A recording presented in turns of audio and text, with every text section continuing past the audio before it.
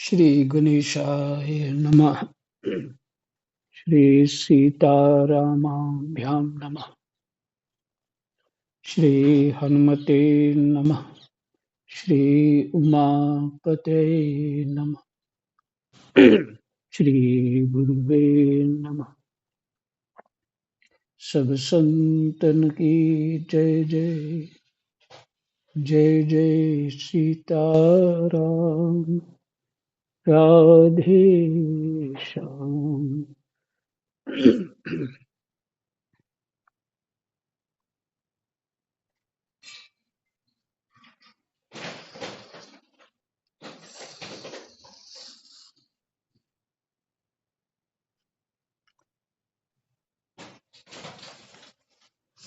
तो आप वानप्रस्थ और सन्यासी के धर्म सुन रहे थे। एकादश स्कंद 18वां अध्याय और 10 श्लोक तक पाठ हो चुका है।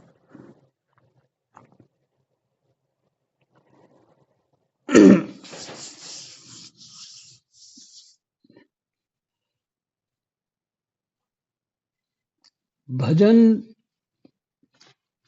प्राप्त करने के लिए तप करे और यहाँ तक लिखा है कि अपने शरीर का मांस सुखा दे और उसकी नस नस दिखने लगे।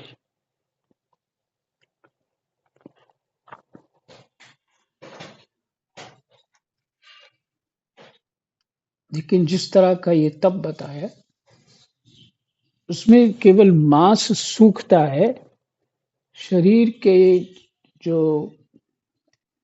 एनर्जी है, बल है, वो कम नहीं होता।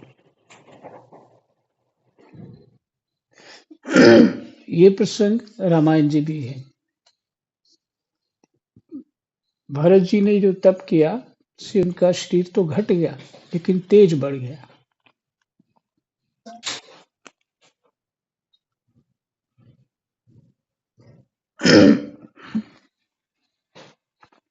तो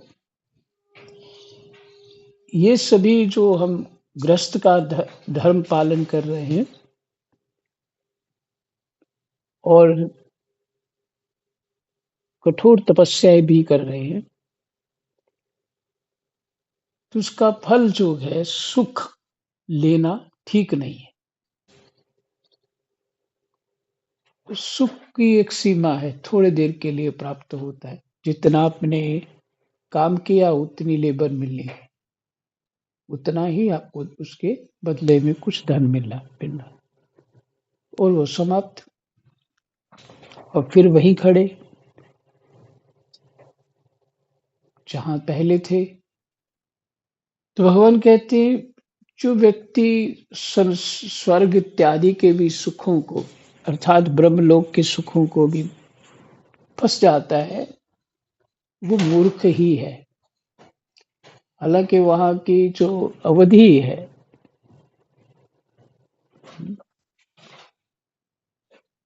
लाखों लाखों वर्ष की, जो ब्रह्मा की हमारे लाखों वर्ष हो तो ब्रह्मा की एक दिन रात होती है। ब्रह्मा का एक दिन रात लाखों लाखों वर्षों की होती है, प्रलय के समान होती है। ब्रह्मा जब सोते और जब जागते।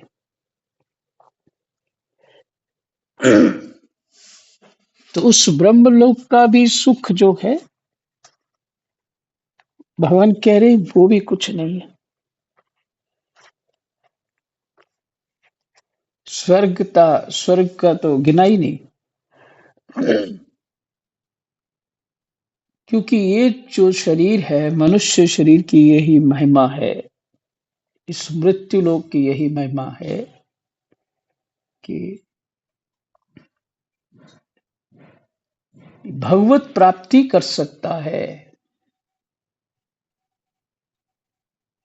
ये भगवत प्राप्ति कर सकता है। इसलिए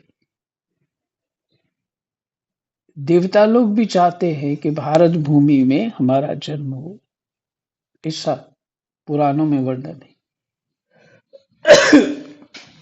और हम भजन साधन करके इस सुख दुख से के प्रपंच से मुक्त होकर के परमात्म स्वरूप हो जाए।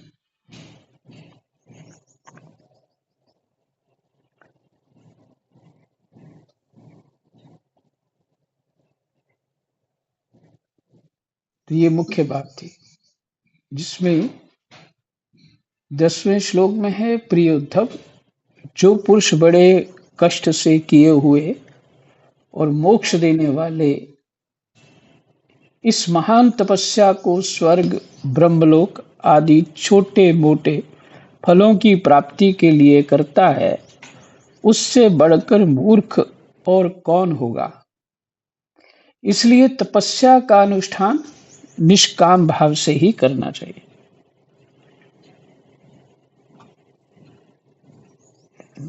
निष्काम भाव से कोई कोई वो नहीं होना चाहिए, भगवान की आज्ञा है बस वो पालन कर रहे हैं।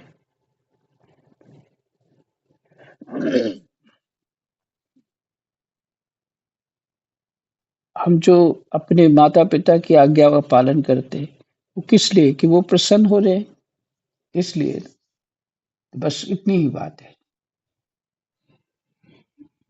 किसको काम करेंगे तो फिर हमें घर में कोई इनाम मिल जाएगा, इसलिए जो काम करेगा उससे माता पिता थोड़ी प्रसन्न होंगे।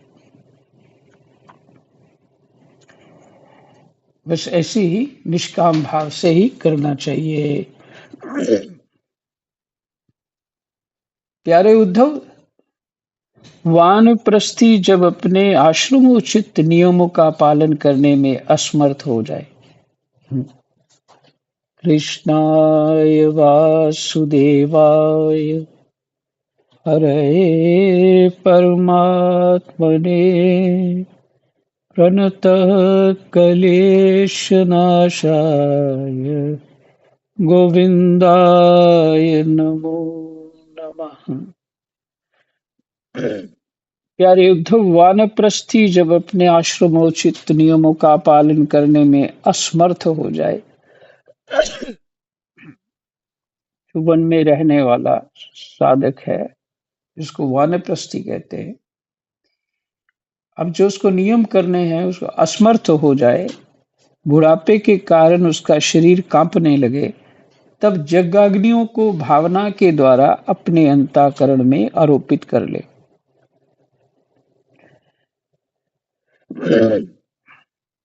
भावना के द्वारा कि अब ये यज्ञाग्नियां मेरे भीतर प्रवेश कर गई, मेरे अंतःकरण में, और अपना मन मुझ में लगाकर अग्नि में प्रवेश कर जाए। अपना मन मुझ में लगाकर अग्नि में प्रवेश कर जाए, ये विधान केवल उनके लिए है जो विरक्त नहीं है।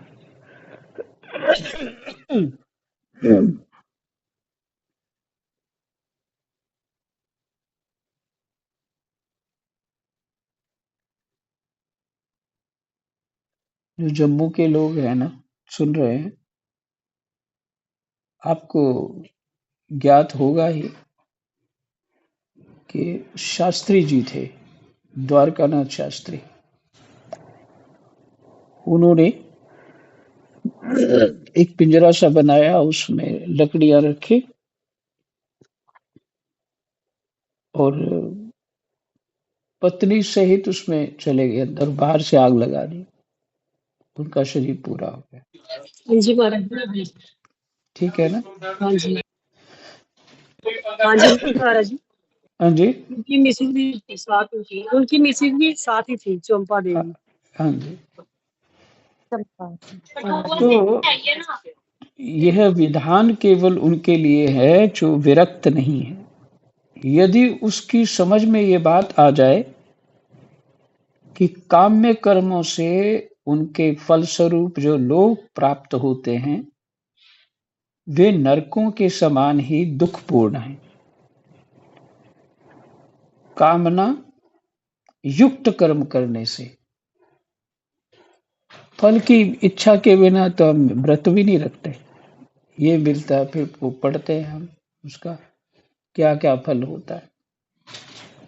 तो यदि वो सारा, चलो आपने जो विधि अब पढ़ी, उसके बाद भगवान को अर्पण करो कि मुझे कुछ नहीं चाहिए।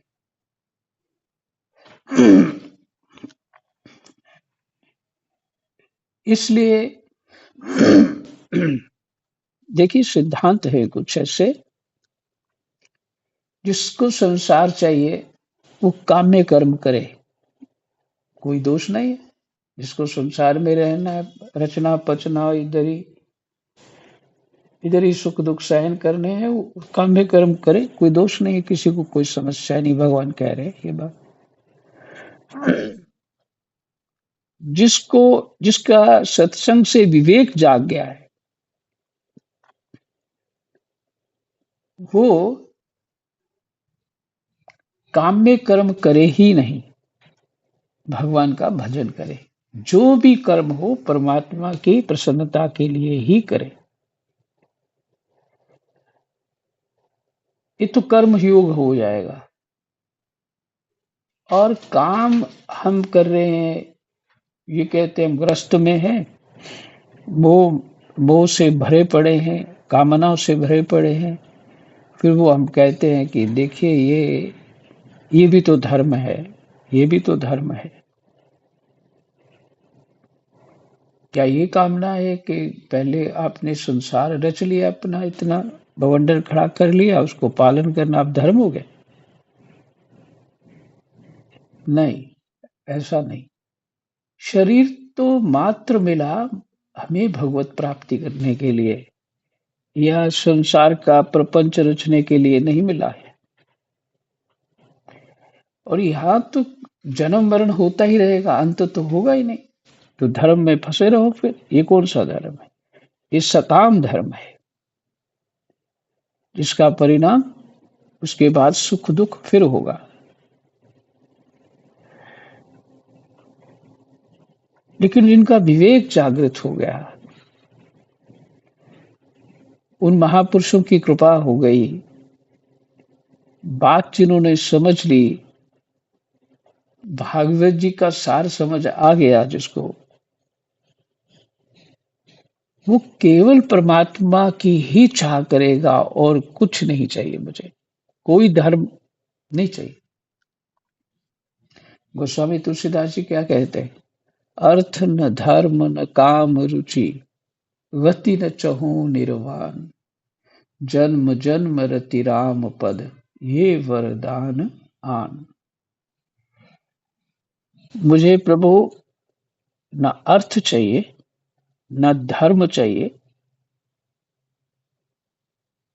और न गत अर्थ न धर्म न काम रुचि, मुझे कोई अपनी कामना पूर्ति भी नहीं चाहिए, और गति न चाहूं निर्वाण, मोक्ष भी नहीं चाहिए मुझे,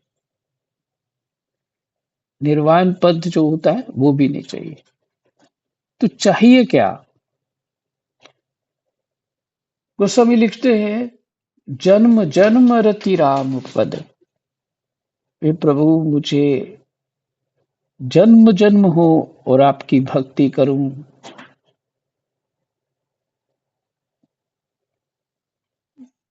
आपकी भक्ति करूं।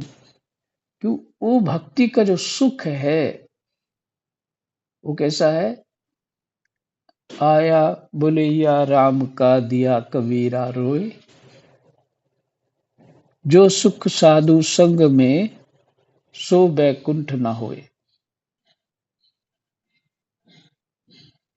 कबीरदास जी कह रहे। तो भजन के सुख का हमें ज्ञान ही नहीं है, उसका रस ही प्राप्त नहीं हुआ। हनुमान जी, शंकर जी, ब्रह्मा जी, विष्णु जी, सभी भजन करते हैं। बड़े बड़े ऋषि सब कुछ समझ करके भजन करते हैं, है ना? तो इसका कारण क्या है? वो मोक्ष नहीं ले सकते क्या? उनको समझ नहीं है, कोई बात है जो हमें समझ नहीं है। वो पहले मुझे ये बात समझ नहीं आती थी, जन्म जन्म रति राम पद ये वरदान, ये बात समझ नहीं आती थी। उसका कारण था कि वैसा ज्ञान नहीं था। तो यही इच्छा होती थी कि बस परमात्मा प्राप्ति हो जाए और उधर रहना है, इधर सुख दुख से परे हो जाना है। ना सुख चाहिए ना दुख चाहिए।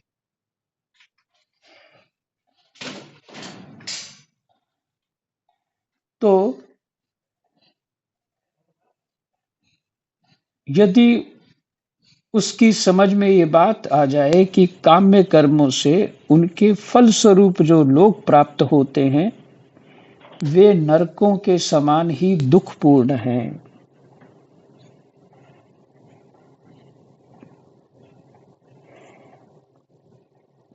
नरकों के समान ही दुखपूर्ण है वो लोग भी, स्वर्ग इत्यादि भी। आपको पता है स्वर्ग के देवता राक्षसों से भयभीत होकर इधर उधर भागते हैं, उनको कौन सा सुख आ रहा है। फिर लड़ाइयां होती हैं, मरते जीते हैं सब।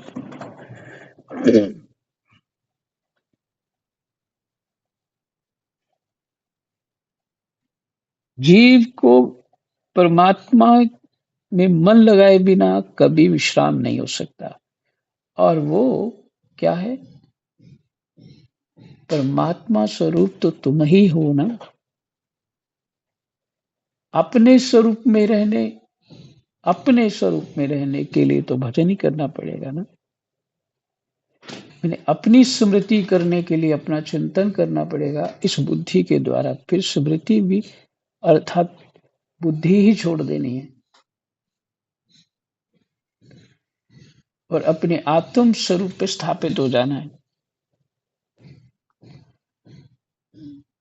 मैं जो बोल रहा हूँ शायद समझ आए ना आए, लेकिन अंतिम गति हमारी यही है, जो अपने स्वरूप को समझना है कि मैं तो ईश्वर अंश हूँ, अविनाशी हूँ, चेतन अमल सहज सुख राशि हूँ। ये प्राप्ति करनी है हमें। इसे आवरण जो हमारे ऊपर इस आत्मा के ऊपर चढ़ गया है, जो मेरे स्वरूप के ऊपर अज्ञान का आवरण चढ़ गया है, उसको भजन साधन ही हटा सकता है, सत्संग ही हटा सकता है, और कोई उपाय नहीं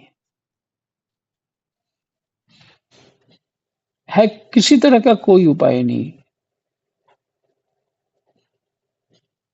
क्योंकि वो बुद्धि के द्वारा ही चढ़ा हुआ है। बुद्धि, मन भी बुद्धि के अधीन है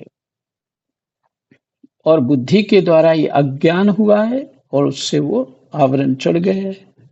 अब हम मानते हैं ये शरीर मैं हूं और ये मेरा मेरा सुख है, ये मेरी मेरी वस्तुएं हैं, ये मेरे लोग हैं और मैं ये हूं। इसने दूसरा कोई और है, उसने मुझे सुख दिया, उसने मुझे दुख दिया। इसी में इस भ्रम में फंसे हुए हैं। वस्तुतः है मामला कुछ और। ना तुम स्त्री हो ना पुरुष हो, सुखी दुखी तो तुम हो ही नहीं सकते, क्योंकि तुम सच्चित आनंद हो। उसकी अनुभूति करनी है भजन साधन से।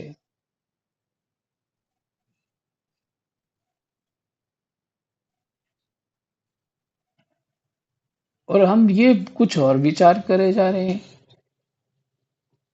कि भजन साधन से हमें सुखी सुख हो जाएगा। जी,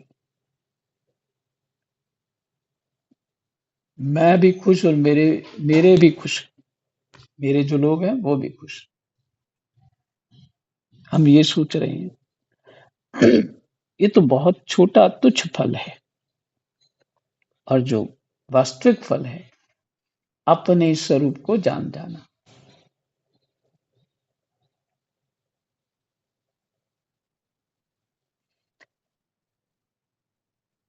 तभी जीव सबके प्रति जब अपने स्वरूप को जानेगा,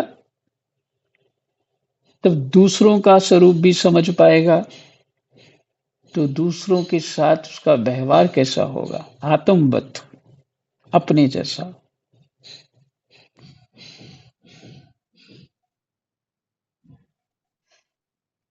इधर तो कुछ और ही काम कर रहे हैं हम। इसलिए भगवान कहते हैं कि वानप्रस्थ को ये सब कामनाएं, स्वर्ग इत्यादि अपवर्ग की जो सुख की कामनाएं छोड़ देनी चाहिए, व्यर्थ है, नरक रूप है, दुखपूर्ण है।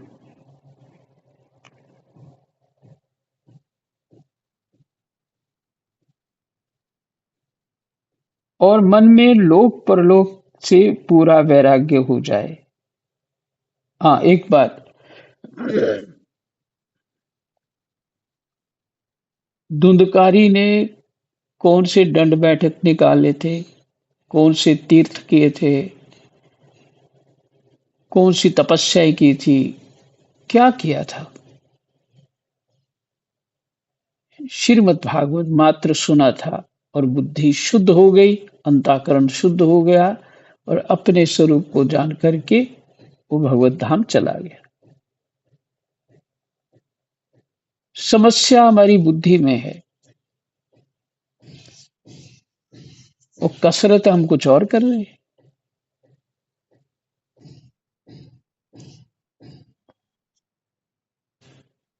और ये तप इत्यादि बताए गए हैं, ये सभी जो हमें नियम बताए गए हैं, वो अध्यास के लिए है।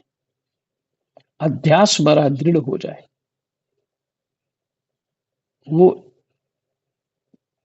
कभी चित्त विचलित भी हो तो अध्यास हमें रोक लेता है, वो अपने अभ्यास में फिर लगा देता है। अध्यास की एक रुचि हो जाती है। इसलिए अध्यास मैंने अभ्यास, तो रुचि, इसलिए वो सुरक्षा है हमारी, वो करना ही चाहिए।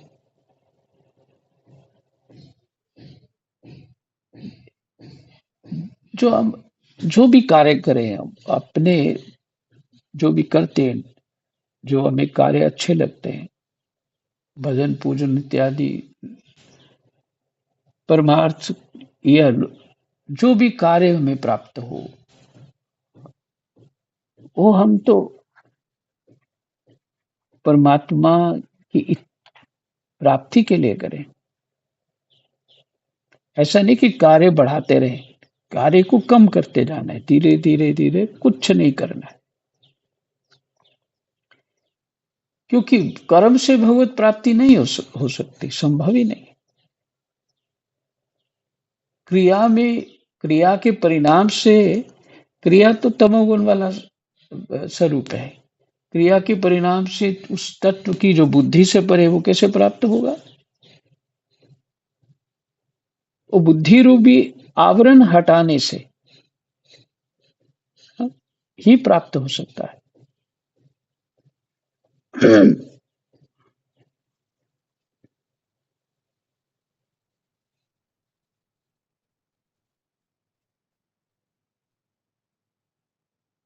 और मन में लोक परलोक से पूरा वैराग्य हो जाए, लोक भी से भी और परलोक से भी जाए, तो विधि पूर्वक यज्ञाग्नियों का परित्याग करके संन्यास ले ले। फिर यज्ञाग्नियों को भी त्याग दे और संन्यास ले ले। ये पूर्ण रूप से कुछ ना करने की विधि है संन्यास। मान लीजिए ऐसी स्थिति है, कुछ और चिंतन है ही नहीं, मेरे तो गिरधर गोपाल दूसरो न कोई, और कोई चिंतन नहीं, ये है संन्यास। सर्व कर्म त्याग, कर्म त्याग, संकल्प त्याग, सब कुछ हो गया ये संन्यास।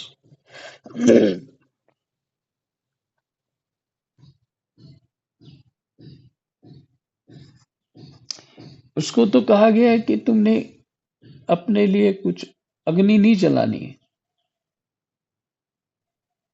अग्नि भी नहीं जला सकते तुम। जो भिक्षा में प्राप्त हो जाए वही खा लो, जो फूल पत्ता मिल जाए वही खा लो, बस परमात्मा में चित्त लगाओ। जो वानप्रस्थी सन्यासी होना चाहे वह पहले वेद विधि के अनुसार 8 प्रकार के श्राद्ध और प्रजापत्य यज्ञ से मेरायोजन करे। इसके बाद अपना सर्वस्व ऋत्विज को दे दे, माने ब्राह्मण को। यज्ञाग्नियों को अपने प्राणों में लीन कर ले और फिर किसी भी स्थान, वस्तु और व्यक्तियों की अपेक्षा न रखकर स्वच्छंद विचरण करे, किसी के भरोसे नहीं, कुछ भी जहां इच्छा हुई वहां चल दिया। उद्धव जी, जब ब्राह्मण संन्यास लेने लगता है तब देवता लोग स्त्री पुत्र आदि सगे संबंधियों का रूप धारण करके उसके संन्यास ग्रहण में विघ्न डालते हैं। वे सोचते हैं कि अरे, ये तो हम लोगों की अवहेलना कर हम लोगों को लांघ कर परमात्मा को प्राप्त होने जा रहा है। तो देवता लोग जो हैं सगे संबंधियों की बुद्धि बिगाड़ने लग जाते हैं, रोने धोने लग जाते हैं, आगे उसके बड़ी दीनता दिखाते हैं कि आपके बिना तो हमारा कोई जीवन ही नहीं है, तो मर ही जाएंगे।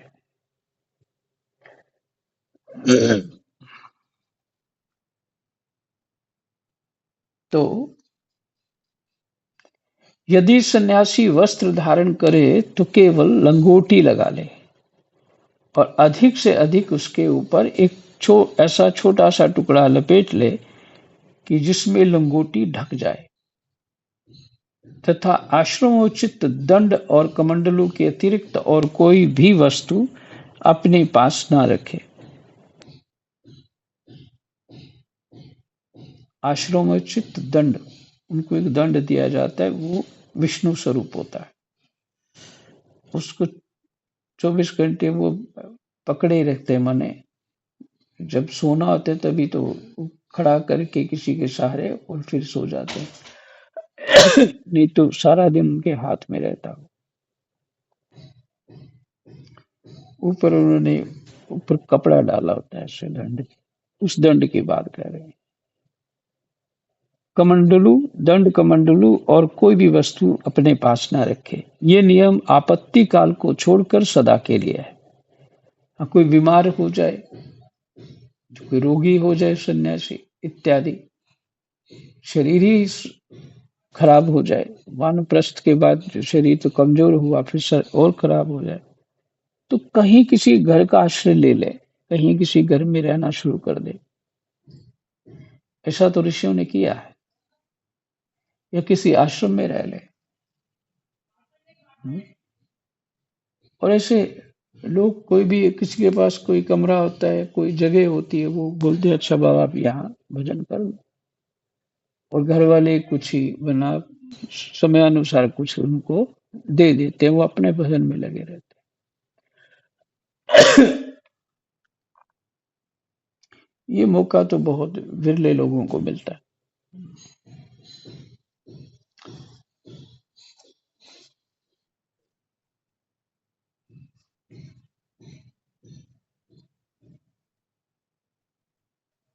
तो आपत्ति काल ना हो तो वही नियम करना चाहिए कि जो मिल जाए उसी में रहे। नेत्रों से धरती देखकर पैर रखे, कपड़े से छानकर जल पिए, मुंह से प्रत्येक बात सत्य पूत, झूठ कुछ ना बोले, सत्य से पवित्र हुई ही निकाले, और शरीर से जितने भी काम करे बुद्धि पूर्वक सोच विचार कर ही करे। वाणी के लिए मौन, शरीर के लिए निश्चेष्ट स्थिति और मन के लिए प्राणायाम दंड है। वाणी के लिए क्या दंड है? मौन। शरीर के लिए निश्चेष्ट स्थिति, यही दंड है। और मन के लिए प्राणायाम ही दंड है। जिसके पास ये तीनों दंड नहीं है वह केवल शरीर पर बांस के दंड धारण करने से दंडी स्वामी नहीं हो जाता।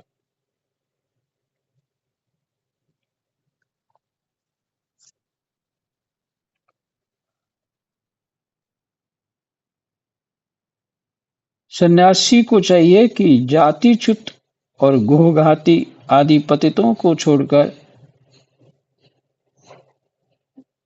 जो अपनी जाति से गिर चुका है, अपनी जाति के अनुसार कर्म नहीं करता है, गोघाती है, गौ को मारने वाला है, और पतितों को, जिनके चरित्र हनन हो चुके हैं, को छोड़कर चारों वर्णों की भिक्षा ले। चार वर्ण मैंने शूद्र की भी ले सकता है। केवल अनिश्चित 7 घरों से जितना मिल जाए, इस विचार कर ले कि 7 घर जाऊंगा, जो मिलेगा ठीक है, नहीं तो कोई बात नहीं, भूखा ही रह जाए। 7 घरों से जितना मिल जाए उतने से ही संतोष कर ले। इस प्रकार भिक्षा लेकर बस्ती के बाहर जलाशय पर जाए, वहां हाथ पैर धोकर जल के द्वारा भिक्षा पवित्र कर ले। भगवान का नाम लेके जल छिड़क दे, पवित्र हो गई भिक्षा। फिर शास्त्रोक्त पद्धति से जिन्हें भिक्षा का भाग देना चाहिए, उन्हें देकर जो कुछ बचे उसे मौन होकर खा ले। कोई बलि इत्यादि छोड़ना, पितरों के निमित्त, और वो सब काग बलि इत्यादि। फिर जो बचे वो खा ले। दूसरे समय के लिए बचा कर ना रखे और ना अधिक मांग कर ही लाए। ये भी नहीं करे कि ज्यादा ले जाओ, नहीं। सन्यासी को पृथ्वी पर अकेले ही विचरना चाहिए, उसकी कहीं भी आसक्ति ना हो, सब इंद्रियां अपने वश में हो, वह अपने आप में ही मस्त रहे, आत्म प्रेम में ही तन्मय रहे, प्रतिकूल से प्रतिकूल परिस्थितियों में भी धैर्य रखे और सर्वत्र समान रूप से स्थित परमात्मा का अनुभव करता रहे। अर्थात वही, जब उसने जान लिया कि मैं ईश्वर का अंश हूं, तो फिर सबको देखे वैसे आत्मवत व्यवहार करे, परमात्मा का समान रूप से अनुभव करता रहे। जय जय सीताराम, राधे श्याम, कृष्णाय वासुदेवाय, हरे परमात्मने, प्रणतः क्लेशनाशाय, गोविंदाय नमो नमः। जय जय सीता।